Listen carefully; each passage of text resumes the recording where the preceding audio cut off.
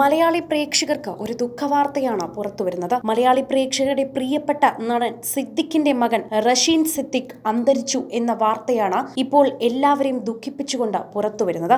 വേദനാജനകമായ ഒരു വാർത്ത എന്നല്ലാതെ ഇതിനെക്കുറിച്ച് ആർക്കും ഒന്ന് പ്രതികരിക്കാനാകില്ല. എല്ലാവർക്കും വളരെയധികം പ്രിയപ്പെട്ട ഒരു താരപുത്രൻ തന്നെയായിരുന്നു റഷീൻ. എല്ലാവർക്കും വളരെയധികം ഇഷ്ടപ്പെട്ട നമ്മുടെ പ്രിയപ്പെട്ട നടൻ സിദ്ദിഖിന്റെ മകൻ റാഷിൻ അന്തരിച്ചു എന്ന വാർത്ത വരുമ്പോൾ എല്ലാവർക്കും ദുഃഖമാണ്. സിദ്ദിഖിന്റെ 3 മക്കളിൽ മൂത്തയാളാണ് മരിച്ച റാഷിൻ.